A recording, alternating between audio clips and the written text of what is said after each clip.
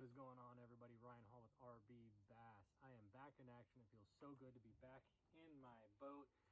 For those of you that know, it's been just under a year of boat repairs for me, just off and on, off and on. But thank God, Gone Fishing Marine got me going again. They got me some parts like at the drop of a hat. So I got that going.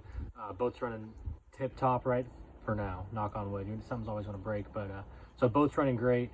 Gone Fishing got me set up with some parts, but also just got my boat back from Corey at Sticky Graphics. For those of you who didn't see my announcement, new title sponsor for the year, PK Tire Pros in Stockton. They do tires, wheels, alignments, you name it, all done there. Also, Loyalty Pond. You guys have seen Loyalty Pond running with me for the last year or so. They continue to support me, so big thanks to Loyalty Pond. Also, new on board this year, Optimum Athletes.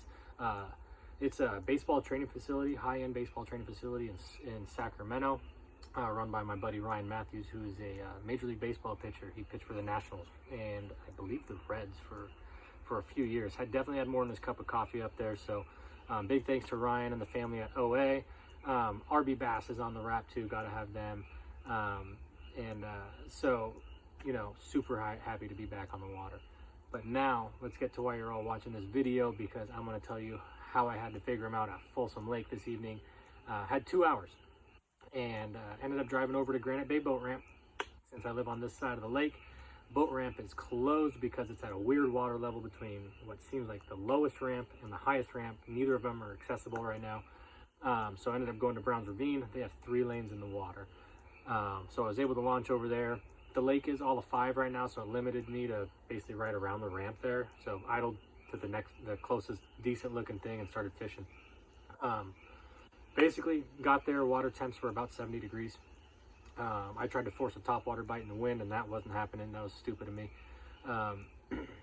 Tried that for about an hour, going in and out of little pockets and couldn't get anything to go. My brother was pumping a few up on the Exxon Lures Ned Zone, which is a Ned rig bait, and he stole some of my Picasso Lures Rhino heads out of my box. So he got all done up with those, pounded a couple smallmouth and spots, and then so basically we kept fishing, and I started marking some fish, or quite a few fish on the Humminbird, but they're all suction cupped to the bottom, and I think that's why he was catching them, you know, as well as he was on the Ned Zone. So I decided to pick up a tube just to do something a little different, and pounded a few there real quick. And then basically at the end of the day, the light was getting low. We had wind pushing right up onto a point, and you know, we threw a couple casts up shallow, drug it out into probably 10 to 15 foot, and we caught 2 pounders on 2, you know, like basically back-to-back casts. So that was super cool. Even couldn't get something top water going in the evening, just wasn't happening. So from what I saw was there's the further you go back into the cove right now, unless you can look at a spawner, the one of the last remaining spawners, I don't think it's really worth your time. I would probably, if it was me, I'd be looking at those transition areas. If you can find some trees in the water, maybe go fish the trees, find yourself a big largemouth. But other than that, I think realistically your best areas are going to be that third of the cove towards the main body, or towards that primary point, and then the primary point to the main body. Those are going to be I think the hot zones. I think these fish are past the spawn for the most part, transitioning to their summer patterns. So that's where I looked, that's where I found fish, and then I didn't find them in the back. So I would say kind of target those primary points and areas more towards the main lake.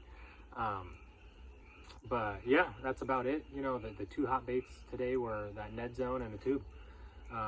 If you guys have any questions, feel free to contact me on my social media, which is at Ryan Hall Fishing, or you can shoot me an email at ryanhallfishing@gmail.com. You can also send me a message directly through RB Bass's Facebook and Instagram, which I see all those, and I can get back to you guys super quick. If you have any questions on lake level, CDEC, just CDEC, you Google that. CDEC Folsom Lake is California Data Exchange Center, run by Department of Water Resources. It's got up to the minute or up to the second water level on every body of water. Also, if you're questioning boat ramp accessibility, contact the California State Parks. They're the ones that run Browns Ravine and Granite Bay. They'll be able to take care of you guys. That way you don't drive to the wrong boat ramp like I did. But other than that, go catch them. If you see me out on the water in that new PK rat, come say what's up. She's all black, red logos on the side, looks killer. Thanks again to Corey at Sticky Graphics. And yeah, see me on the water, man. Clear Lake. I'll be out there for the next month with Chris, and hopefully we'll be catching them. So I'll see you guys later. Bye.